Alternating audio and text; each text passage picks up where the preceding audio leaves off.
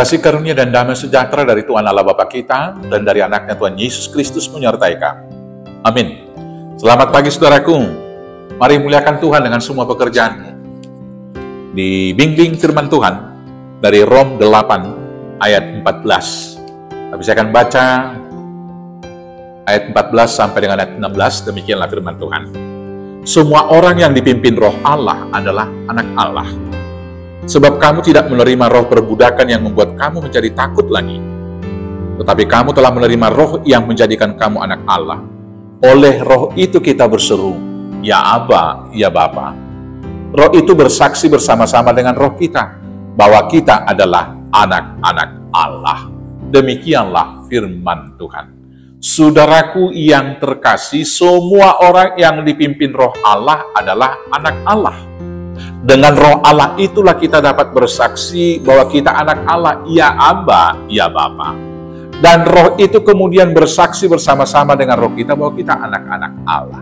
Sekarang pertanyaannya, dari manalah kita tahu bahwa kita ini adalah anak-anak Allah? Tuhan Yesus mengatakan, dari buahnya lah engkau mengenal mereka. Maka jelas bagi kita, barang siapa menerima roh Allah dan roh Allah diam di dalam dia, maka buah yang dibuahkan adalah buah-buah Roh Kudus. Maka apakah buah-buah roh itu? Dalam Galatia 5 ayat 22 ada 9 buah-buah roh di sana. Mari kita ukur apakah itu ada pada kita. Buah roh yang pertama yaitu kasih. Maka seorang yang telah diurapi oleh Roh Kudus adalah seorang yang betul-betul mengasihi Tuhan. Artinya punya kualitas hubungan yang sangat baik dengan Tuhan. Dan kemudian dengan cinta kasih yang dari Tuhan dimampukan mengasihi sesama manusia. Apapun warna kulitnya, apapun rasnya, apapun agamanya. Maka buah yang demikian akan menjadi berkat bagi banyak orang. Karena hubungannya baik dengan Tuhan, buah yang kedua adalah sukacita. Dimanapun anak-anak Tuhan yang diurapi Roh Kudus selalu membawa kegembiraan, membawa sukacitanya. Karena sukacitanya adalah Roh Kudus. Yang ketiga, damai sejahtera. Dimanapun anak-anak Allah yang diurapi oleh Roh Kudus harus membawa damai, bukan provokasi.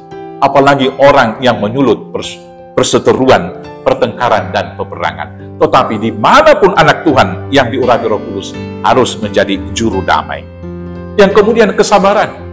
Anak-anak Allah yang diurapi Roh Kudus senantiasa sabar dalam segala sesuatu.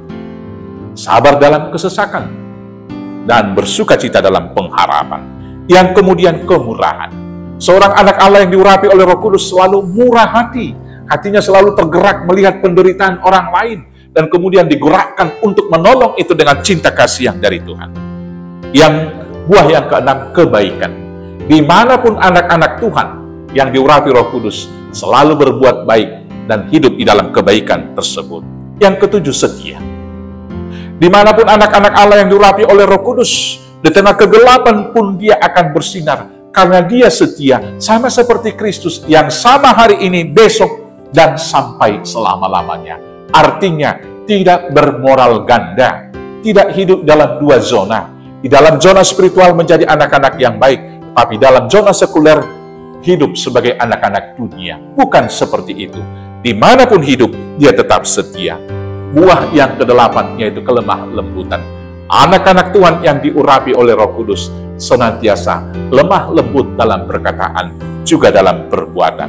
Yang kesembilan, anak-anak Tuhan yang diurapi oleh Roh Kudus, buah yang kesembilan yaitu memiliki penguasaan diri. Tidak tamak oleh kekayaan, tidak putus asa oleh kemiskinan. Tidak lupa diri oleh kekuasaan, tidak sombong, tetapi kemudian tidak tertunduk dan kemudian merasa diri paling hina ketika dia menjadi rakyat jelata. Menguasai diri dalam susah dan senang, senantiasa hidup dalam kebenaran Tuhan. Karena itu saudara-saudaraku, semua orang yang dipimpin roh Allah adalah anak-anak Allah.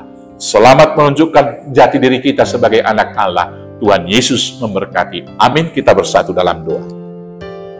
Terima kasih Bapa, karena Tuhan memanggil kami, memilih kami, menganugerahi kami, yaitu anugerah menjadi anak-anak Tuhan. Maka biarlah Roh Kudus yang memimpin kami dalam kehidupan keseharian, agar kami membuahkan buah-buah roh.